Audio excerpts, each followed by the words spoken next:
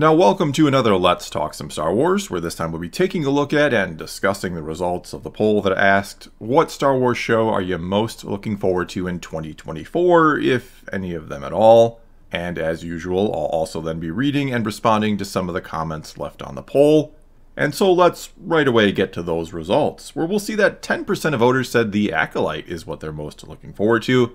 Only 2% said Skeleton Crew, while 25% went with Bad Batch Season 3, and 17% said it was the second season of Tales of the Jedi, which then left a whopping 45% to go with not looking forward to any of these, which in a way is one of the more depressing things I've seen in a while, that almost half of the some 20,000 people who voted in this particular poll anyway, that they apparently aren't looking forward to anything from Star Wars in 2024. Not that I blame them or fault them for feeling that way or anything, I do get it. I certainly get why people are checking out, and I'd be lying if I said I thought this was an extremely impressive lineup for Star Wars this year, if it was one that had me personally super excited for the year to come, but it's still kind of depressing simply because it's come to this. It's come to the point where so many fans have indeed reached the apathy stage and just don't seem to care about any of it anymore. And even if you want to call me a hater channel or whatever, which so many seem to want to do,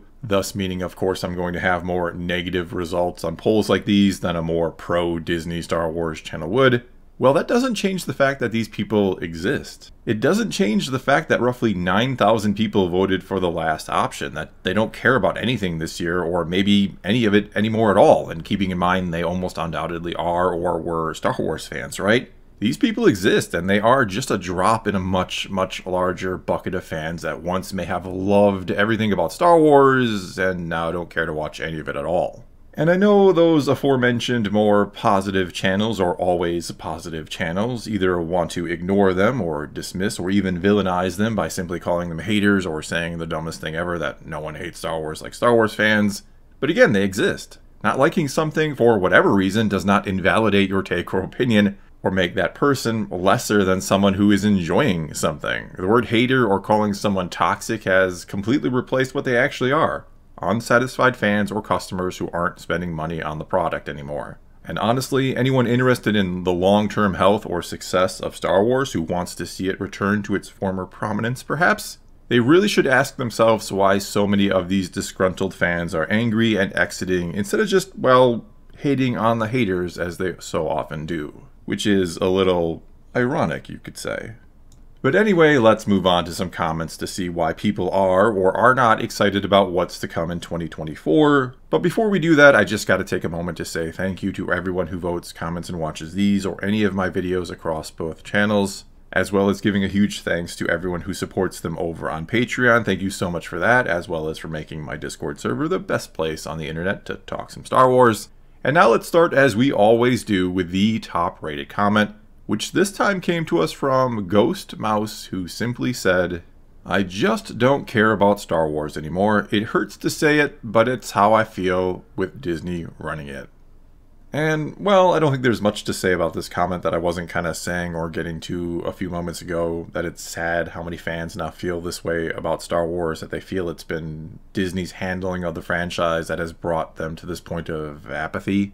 Either way, let's now just kind of move on to the second highest rated comment, which came to us from Clips That Aged Well, who said, I'm a hardcore Star Wars fan who wrote academic papers on this subject, so it hurts me to select the latter option, but that's the honest answer. So far, I've been disappointed by every Disney Plus series except Mando Season 1 and Andor. I'm not into current Star Wars animation, so what is left is rereading the old EU novels, re-listening to Star Wars audio dramas, and of course, rewatching the first 6 movies. And though, sure, this kind of echoes the same sentiment of the first comment, it does bring up the point that, yes, the old stuff is always there to be enjoyed. Nothing can ever take away your or my love for the originals, for the prequels, for the EU, or whatever else it might be. I don't and never will let whatever Disney might be doing with Star Wars change how I feel about what came before, what others have done with it, especially George Lucas and many of the great EU authors and others who have brought Star Wars to the point where Disney bought it. And along with this, I have been considering talking more about the EU in future videos. My only concern or reason why I generally haven't done it before is that there are already hundreds of other Star Wars channels out there who have covered every aspect of it, or virtually every EU story 1,000 times over at this point. And if I'm going to do that, if I'm going to delve into the EU, I would really want to offer something new to the discussion, or a different take, or a unique approach somehow. I'm open to suggestions on that too.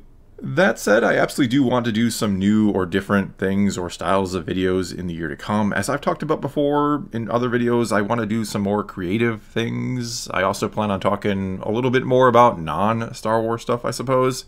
Especially when we're in a dry patch and nothing Star Wars is even going on, like we're in right now. But anyway, for now, let's talk a bit about what some fans are excited for from Star Wars in 2024, starting with this one from Sassy the Dog, who said, "Hot take, I'm partially interested in Skeleton Crew. It's not written by Favreau or Filoni, and so it might be something fresh and new. John Watts has proven he can write consistent characters, so it may be an unexpected hit, like Andor was." And I feel like Skeleton Crew at this point, with the little bit of information we have on it thus far, I feel like it's such a wild card, you could say. And it didn't surprise me that not a lot of people were looking forward to it, or looking forward to it the most, because I don't think many know what it even is or is going to be. I mean, we know they've said it'll be kind of like Stranger Things, that the story will be about kids lost in space, essentially, but that it isn't necessarily for kids. Again, a lot like Stranger Things isn't exactly for kids, even though the kids are the stars of the show. And the fact that, yes, this is being made by John Watts, that even though it's a part of the Mandoverse, it's not exactly from Favreau and Filoni, I think it could mean it's going to be something just different from what they've been doing. That it could be or feel like something fresh and interesting. Not that I'm exactly expecting it to surprise me the same way something like Andor did. I don't think whatever it is or turns out to be is going to kind of blow me away like that. But at this point, after so many subpar shows, I'll happily take something that's just solid and good. Next up then we have this comment from Thrawn, who said, "I'm looking forward to the Acolyte because I expect it will be quite subpar, which means my expectations may only be met or be exceeded. This is the only path to victory given the current state of things." And in theory, at least for me, the Acolyte should be the show I'm looking forward to the most, given the time period and the fact that when we're talking 100 years or so before the prequels, it could and should be perhaps an origin story for Darth Plagueis, or at least involve his master Darth Tenebrous to some degree, and that it would or could be fascinating to see what the Sith are up to in the shadows at this point in time. Not that the book Plagueis doesn't cover all this pretty much perfectly and shouldn't just be essentially made canon. But again, in theory, the show sounds cool, or like there's a ton of potential here to do something interesting and different. I just worry, given all we've heard about it so far, which granted isn't a ton, but I'm worried that it's going to somehow, some way villainize the Jedi and victimize the Sith. That it's going to imply the Jedi way is and always has been wrong or flawed, and that there are dogmatic ways are what actually created the Sith, or something stupid along those lines, and that the Sith aren't entirely in the wrong, or that they're justified in some ways for what they do, which is just stupid and completely goes against what George Lucas was going for and what he has done and what Star Wars is even meant to be. Though all that said, maybe I will be dead wrong. Maybe it won't do any of that and it'll actually be really, really good. As I've said before, I am going to go into it open-minded. I will give it a fair chance, and I will review it as fairly as I possibly can when it does come out. And yes, it is coming out. I don't know where these rumors came from that this was canceled or not real or something. It is a literally done shooting and was put on the list of releases for 2024 on Disney+, though an exact date of that release has not yet been given. Anyway, let's now move on to this comment from Will Schmidt, who said, "A lot of fans seem to forget the animated projects, which makes me sad because they are the only thing Disney Star Wars that has maintained a somewhat consistent level of quality. Haven't seen Resistance or Young Jedi Adventures and am not going to make preemptive judgment on them. I have far more faith in them than the live-action projects. Bad Batch has been pretty good in my opinion, and Tales of the Jedi was also quite good, so I think that the trend will continue here. Not going to be super optimistic about it, but I have more faith than most fans would."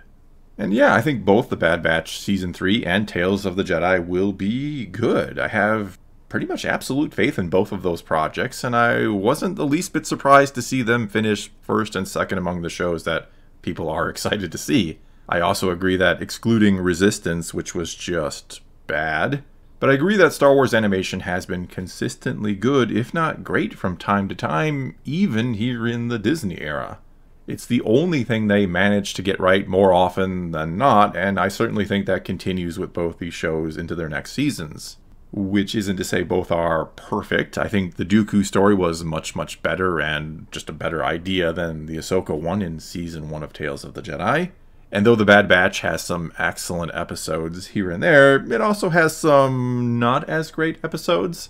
I don't want to call them filler necessarily, because they can and have had some good character development, and they can be entertaining in and of themselves. Not everything has to be crucial to the plot going forward every single episode.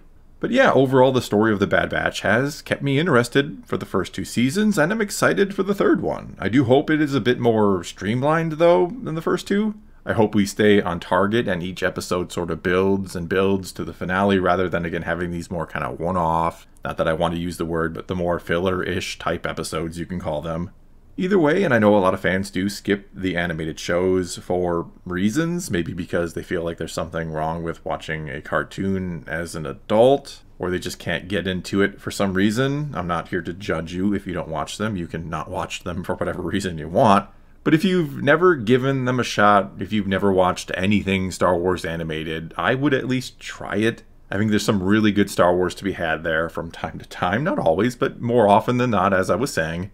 And again, there's a reason why these 2 shows are at the top of the list. Not counting those, of course, in the 45% not interested in any of this. Alright, and now let's get to just a couple final comments here before wrapping it up. Starting with this one from Q5123, who said, 10 years ago, even the idea of getting 4 Star Wars shows in a single year would have sent the fan base spinning. It's remarkable how the apathy has progressed to a point where almost half the fan base, at least that frequents this neck of the woods, isn't interested. At this point, I feel like only a movie that absolutely hits it out of the park will bring back any sort of consistent fan excitement to the franchise.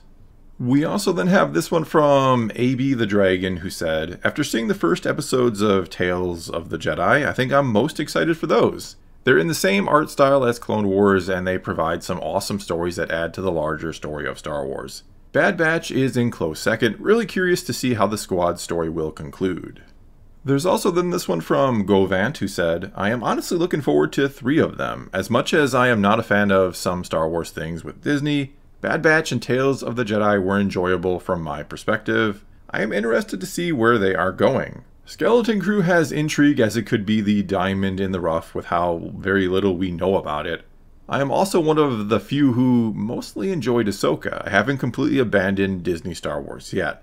There were some rough years with the EU books too, but we got the New Jedi Order eventually, and that knocked it out of the park.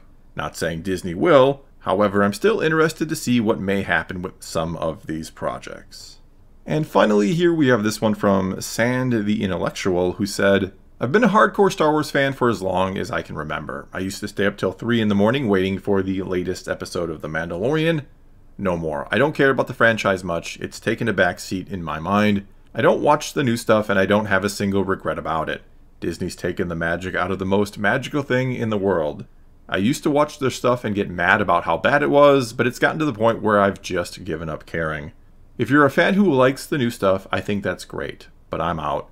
I'll watch Andor, but that's it. Star Wars just doesn't feel like Star Wars anymore. It all feels like a big, really mediocre fan fiction. Well, that's all I got for you this time. Now it is your turn to take to the comments below and tell me what you're most looking forward to in 2024 out of Star Wars, or are you not looking forward to anything, or maybe you're looking forward to Andor, hopefully in early 2025. Whatever the case may be, leave those comments below. Let's talk some Star Wars, and until next time, thanks for watching.